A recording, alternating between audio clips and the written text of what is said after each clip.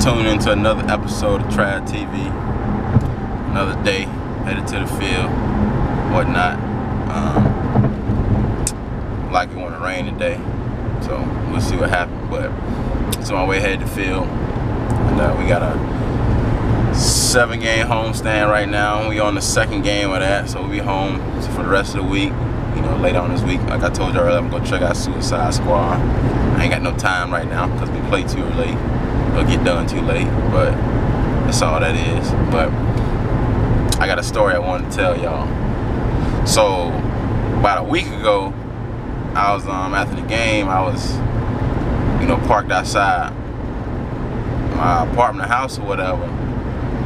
You know, but I was on the phone in the neighborhood. I was on the phone, so I was sitting in my car with the car running, but I had my lights on. Or whatnot, but I kind of had like my fall, not my fall lights at the bottom, but like these lights in the middle, but they were on though. But anyway, so you can kind of tell the car was on. So I was sitting outside for a good little minute, probably like, shoot, I was on the phone for about maybe like 2 hours, a little over that, but I was sitting outside for a hot little minute. So, you know, a little while after that, a car pulls behind me, just with its regular like headlights on. So I ain't think too much of it. I'm like, okay, maybe that car, you know, is going in the house behind me, or maybe they live there or whatever. So, but after like, you know, 5 to 10 minutes, the car was still there. So I was like, dang, like what's going on? Like, you know, it's 2 o'clock in the morning almost, basically. So I'm like, what's going on? So lo and behold, a bright light from the car shined on me. I was like, oh shit, I know what this is. So I already knew what time it was. So I could have waited and rolled my window down, but I was like, fuck that. I was like, man, I've been here first. Like, I ain't doing nothing. So I opened my door and I peeped my head out. Light was bright, so I peeped my head out. Like, dang, like, you know, bright ass light, man, cut that shit off. So then I shut the door right back. So then I guess once they saw that was me, they threw them blue lights on your boy. I said, ain't this about a bitch right here? So I'm like, oh shit. So, you know, they threw lights on me. Then I opened the door again. Like, I ain't roll, you know, I usually when you get pulled over, you roll your window down, wait for them to walk into the car. But my mindset at the time was like, I've been sitting here like, you ain't technically pulled me over, so, you know, technically this ain't the correct procedure, if that make any sense. How I was kind of thinking. So I opened my door all the way, and then, you know, she walked up. And basically she was like, I forgot exactly how she said it, but she said something along the lines like, yeah, you know, we usually don't get cars sitting out here, you know, this long. I don't know, somebody in the neighborhood called her and told her like, yeah, we got a car sitting out here for like 2 hours, blah, blah. Or she lives in the neighborhood, which I know a couple cops that do live in the neighborhood, but I know she lived in the neighborhood and she was just curious or whatever. But she basically said that I was sitting there, I was sitting there for a long time, and you know, I guess that was unusual or whatever. And so I told her, I said, you know, I'm just on the phone talking or whatever. And she's like, okay. She's like, you know, and she was like, well, I had out-of-state license plate tag. And I was like, oh, I said, well, I'm playing ball right now. I said, I'm only here for an extended period of time. I said, you know, then then I go back home.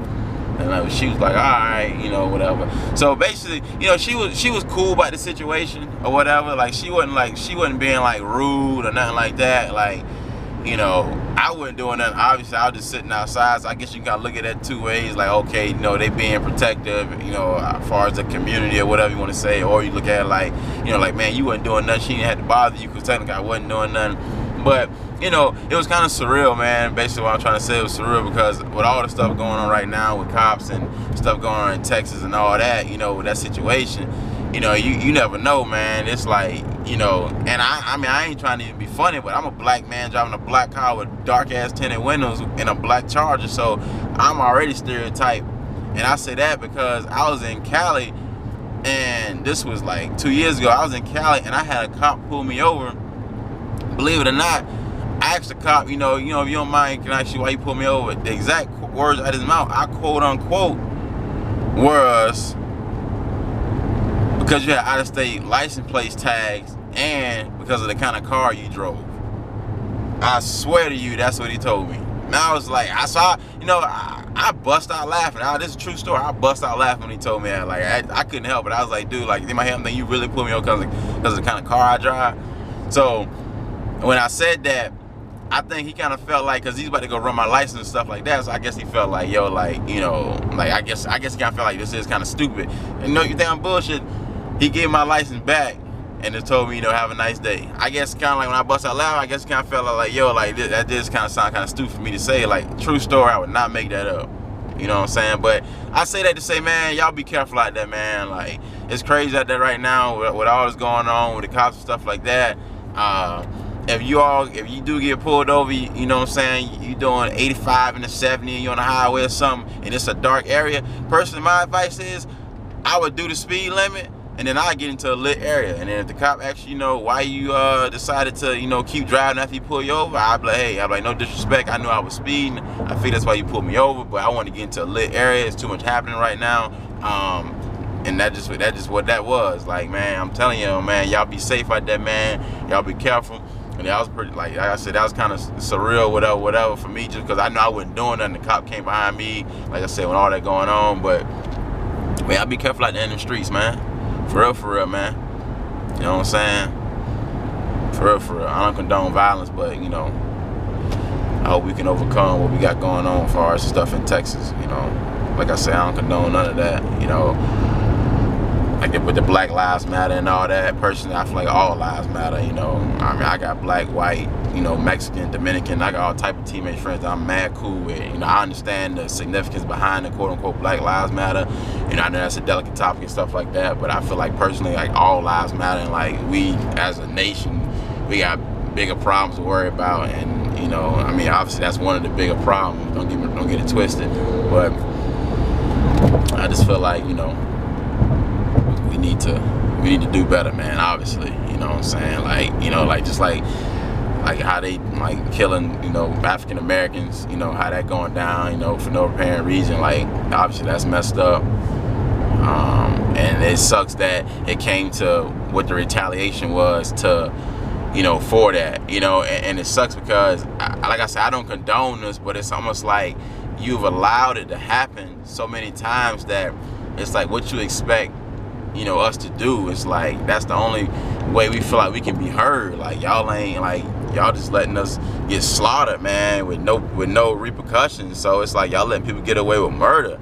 I mean, I hate to say it like that, but that's kind of what it feels like when it happens so many times, and then you don't, you know, you don't, like, nobody has any type of, you know, penalty for it. So, and it's like after getting stepped on so many times, like, people gonna retaliate, man. You can't bully somebody for so long. And I don't condone what, you know, what you know, in the retaliation aspect. I don't condone that because I like to think, and I'm pretty sure, and I know personally some cops, and there are some good cops out there. You know, all cops ain't bad, you know what I'm saying? But it's like, and them people that, you know, they have families, like, you know, it's like African Americans, they have families, like the cops have families, you know, doing duty, trying to protect and serve. And, you know, at the end of the day, somebody lost a father, you know, a husband or whatever. And at the end of the day, you know, African American, somebody lost a brother, or could be a husband, you know, a father itself too. So at the end of the day, man, it ain't none of it good. And like I said, we need to do better, you know, as a country, man. We got other problems we need to be worrying about.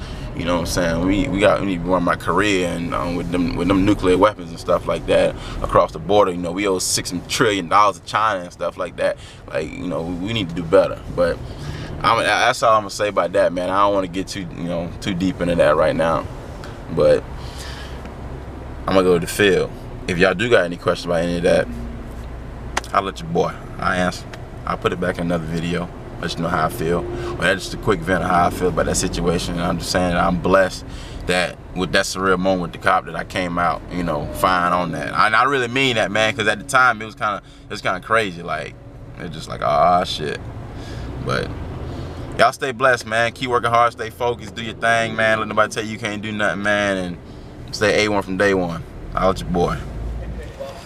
What's cracking? I just want to say it's hot as fuck right now. I'm about to walk in this clubhouse, man, get this day started the right way. But I gotta start drinking some more water, because this right here ain't cool. I think I'm gonna pass out. See what we got in the fridge today.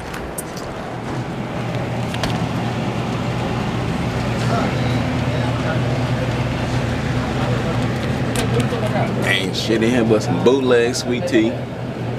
So we up north. No, they ain't got no real sweet tea. Let me get some of this Go-Gurt though. I'm gonna talk shit about the sweet tea, but I'm still gonna drink it. What's up, man? What up, player? I'm good. Good, man. What the fuck is this? You not signing on the field or something? Might be in the concourse. Apple juicy, man. Oh, we upstairs. Damn, I could have went.